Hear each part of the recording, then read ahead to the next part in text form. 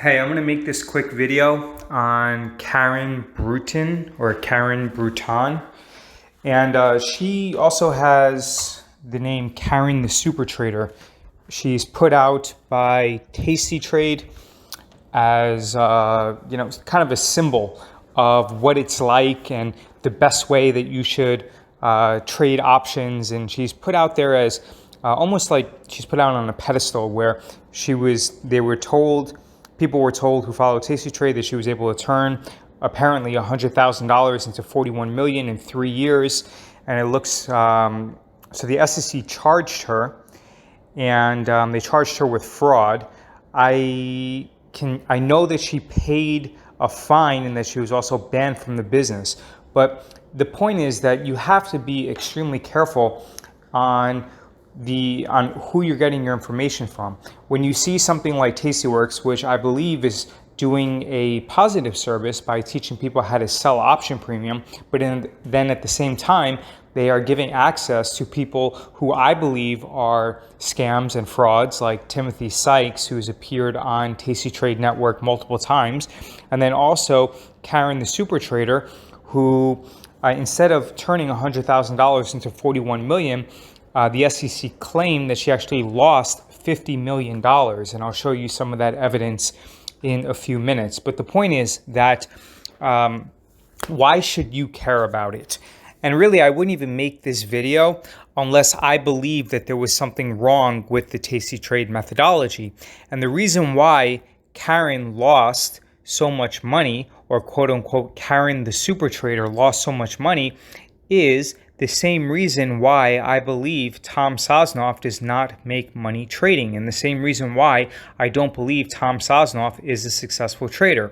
The reason is that when you are wrong directionally and when you are short bias and have negative delta, it is similar to you collecting premium on cars that eventually end up becoming totaled, and you end up paying the entire amount to replace the car. So for example, if you're an insurance company, in an ideal situation, you want to collect premium for that car, and then you don't want that car to get into any accidents.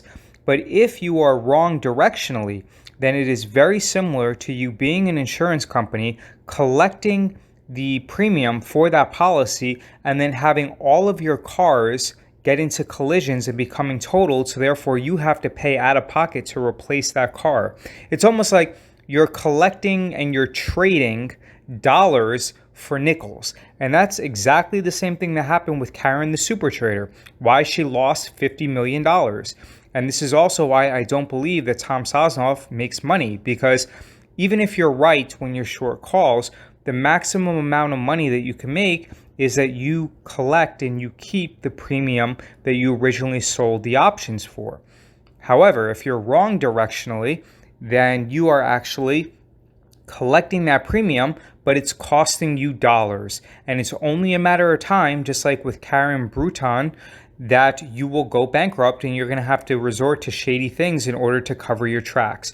The weird thing is that even though she was indicted by the SEC, so here you can see Tastytrade is still promoting her. So we can see that here. So here. So the weird thing is, in the previous thing that I showed you, right? Here she's talking about, here she's SEC charged fund manager, former CPA. She apparently turned $100,000 into $41 million. And now she's the front person for an old person's home, where she's saying that Heritage provides her with the obligation of relieving her from the obligation of bills and cooking. I mean, that's kind of strange for someone who apparently was able to turn $100,000 into $41 million. Now, going back to this, so she was fined $1.5 million by the SEC for fraud, and she was also banned from the industry, I believe, if I read it correctly. Let me see. So she was charged with deceiving investors of $50 million in losses from 2014 and 2016. They pocketed millions of dollars in undeserved incentive fees. Again, look, she lost $50 million. But at the same time, Tastytrade was promoting her as being one of their most successful students. The judgment was issued. I mean, she's very lucky that she wasn't charged by the Department of Justice for criminal fraud. I'm not sure why she wasn't. The commission temporarily suspended her from doing business as accountants or investment advisors. She engaged in a continuous pattern of trading to inflate their compensation from the funds. They not only delayed realization of trading losses, but also intentionally seized or sized certain trades so the funds realized a profit every month. So pretty much it was fraud. The Supertrader's winning strategy relied on fraud. Now look, I don't really believe everything that's reported in the news. I think that the news is put out there for clickbait, but when it's signed by a judge and you're convicted and you're fined and you had the ability to fight these charges and there's a conviction or there's a settlement agreement and you're charged and you pay $1.5 million, to me, then that's something that is worthwhile for you to pay attention to. So allegedly, she was charged with deceiving investors and having $50 million in losses, and she was charged with fraud. SEC complaint, violating anti-fraud provisions. She's being investigated for fraud. Now, here's the weird thing about this, where Karen the Supertrader, I think just last month, she was invited to a Tastytrade symposium, and she actually gave a speech. SEC, Guru Leaks, SEC obtains consent judgment against, let me see what. SEC obtains consent judgment against Karen Supertrader Bruton. So apparently she was ordered to pay like a $1.5 million penalty with respect to alleged scheme avoiding $50 million plus in losses while earning millions in fees to which she was not entitled. Karen the Supertrader. So yeah, Karen the Supertrader, who apparently turned $100,000 into $41 million. In reality, she lost around $50 million. She certainly outsmarted the Tastytrades. Oh, that's interesting. Never heard that word before.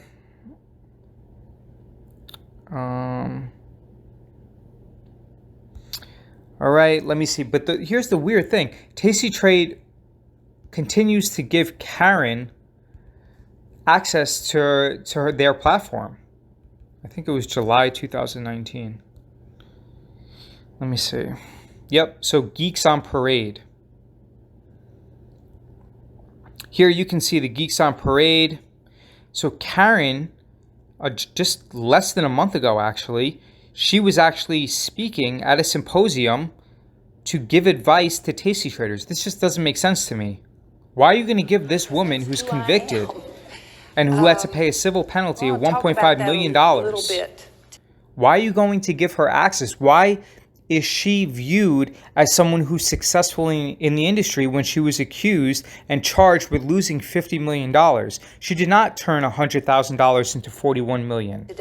And she's giving, look at this, they're giving her access to their network and they're holding her up and marketing her as a successful trader when in reality she's anything but that.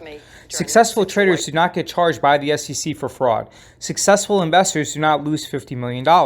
Successful investors do not have to pay a civil penalty of $1.5 million. And look at what she's saying.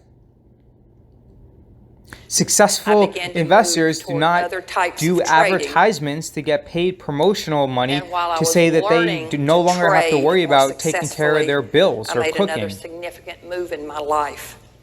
I quit my job. Also, I actually listened to this, and I don't really get the impression that Karen takes care of herself, because mentally she doesn't seem extremely sharp. She's fumbling over her words. She's looking down at the paper, which leads me to believe that she doesn't have the mental capacity to process information and to keep multiple amounts of information in her head, and she doesn't have the verbal fluidity in order to deliver a speech in a coherent manner. As a result, to me, that would be a red flag. And I also, in my opinion, opinion, get the same thing when I watch someone like Bill Paulus from Profits Run Research, where I look at some of his presentation skills, and it's clear to me that, again, in my opinion, he is lacking intellectually. So why would I want to take any advice from someone who I do not believe have the mental faculties to be able to process information? Let me also show you Timothy Sykes, who, in my opinion, is a scam artist. Yet Tastytrade, for some reason, repeatedly provides him with access to their program. 2012, 2011, 2000. No, that doesn't say. Trader replaces penny stock. So, all right, at least twice. You have 2012, 2011. Tastytrade is granting access to Timothy Sykes, which is kind of weird because if you type in this, I think Emmett from tradingschools.org, you can see that he came out with a few hilarious and funny pieces on Timothy Sykes. So he calls him the turd economist. He rates him quality cost about 1.5. The only thing he gives him a 5 for is charitable causes. But look, Timothy Sykes is not Robin Hood. He's not, I don't think he should be giving credit for taking money from innocent people and then transferring it to charities that he then markets himself to make him look very benevolent. This isn't a transfer of wealth. The fact is, in my opinion, that teaching people how to trade penny stocks is going to result in losses for almost everyone who does it.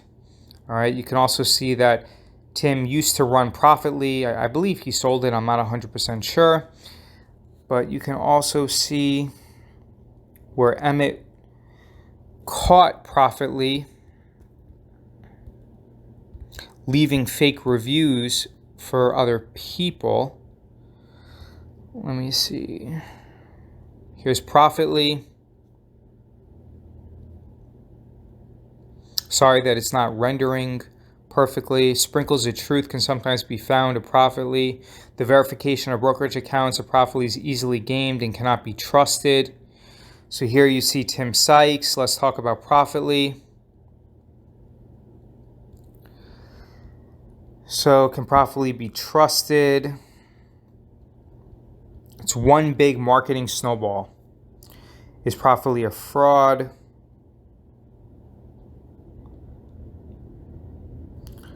So then I think you can also see how Cameron Faust